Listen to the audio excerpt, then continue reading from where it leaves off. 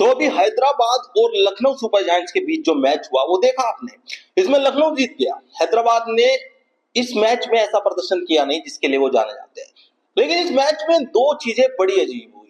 पहला कि हैदराबाद इसमें 200 स्कोर नहीं कर पाया, जबकि उम्मीदें यही जताई जाती है हैदराबाद से कि वो 300 का स्कोर कर जाएगा किसी मैच में, लेकिन इसमें लखनऊ वालों ने उनको 190 पर रोक दिया।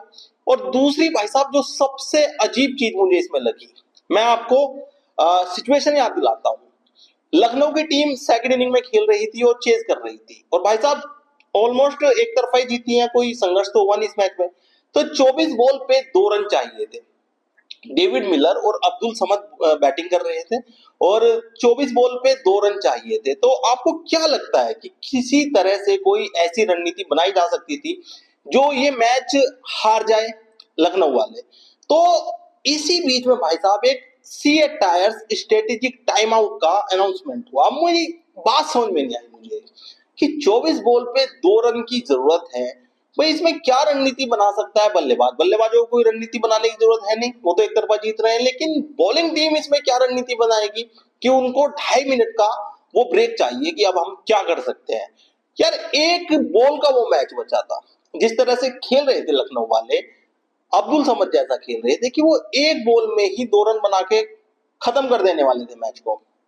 लेकिन ऐसी क्या जरूरत आन पड़ी कि भाई स्ट्रेटेजिक टाइम आउट लेना ही पड़ा? तो भाई साहब मसला फंसता है व्यूअरशिप का। पहली बात तो 2.5 मिनट की व्यूअरशिप कम हो जाती, 2.5 मिनट कम चलता है मैच। अगर स्ट्रेटेजिक टाइम आउट ना लिया होता तो 2.5 मिनट कम चलता। उस 2.5 मिनट की व्यूअरशिप के जो लाखों करोड़ों रुपए मिलने वाले थे ब्रॉडकास्टर्स के, उनको नहीं मिलने वाले थे फिर वो।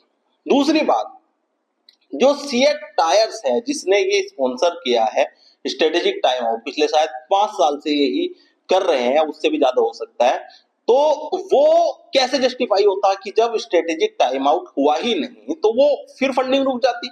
आईपीएल को पैसा नहीं मिल पाता भाई साहब, इस चीज का पैसा नहीं मिल पाता, क्योंकि ऐसा बहुत कम देखने को मिलता है कि जो स्ट्रेटेजिक टाइम आउट है उससे पहले ही कोई मैच एक तरफा जीत जाए कोई टीम, ऐसा बहुत कम होता है।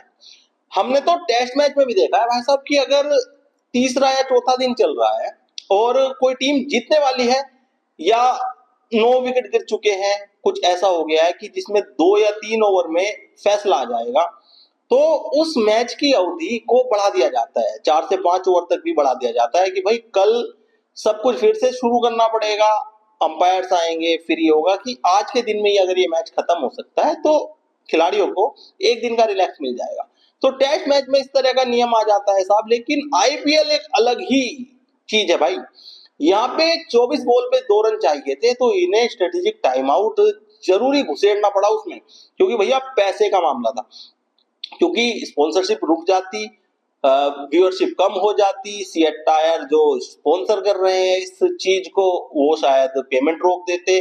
तो पैसा बड़ी चीज है भाई साहब। और इसमें बहुत लोग अब ऑब्जेक्शन भी उठा रहे हैं, कह रहे हैं कि भाई अभी माइकल वॉन का मैंने एक ट्वीट पढ़ा था, उन्होंने कहा कि सिर्फ भारत में ऐसा हो सकता है जैसे आईपीएल में ये 24 बॉल पे 2 रन चाहिए और 5 विकेट हाथ में अब्दुल समद और डेविड मिलर जैसा खिलाड़ी खेल रहा है, तो दूसरी टीम के पास क्या है स्ट्रेटेजी बनाने के लिए? भाई एक तरफा सरेंडर है अब तो माइकल वॉन ने जो है सही वैसे पॉइंट रेस किया है कि क्या ऐसा नहीं कर सकते थे हम कि स्ट्रेटेजिक टाइम आउट हम कैंसिल कर सकते थे? लेकिन साहब फिर वही बात है कि जो स्पॉन्सरशिप का पैसा है या कहिए कि आप एक एग्रीमेंट है, वो शायद अधूरा रह जाता है, इसलिए ये आईपीएल वालों को या बीसीसीआई को ये करना पड़ा। तो आप क्या राय रखते हैं कि क्या आपने देखा वो मैच, और अगर देखा तो क्या आपने इस टाइम आउट को देखा था, और अगर देखा था इस टाइम आउट को तो क्या आपको भी कुछ चीज अजीब लगी थी जो मुझे लगी? अपनी राय में कमेंट करके जो बताएं। इस चैनल को सब्सक्राइब और फॉलो करना ना भूलें।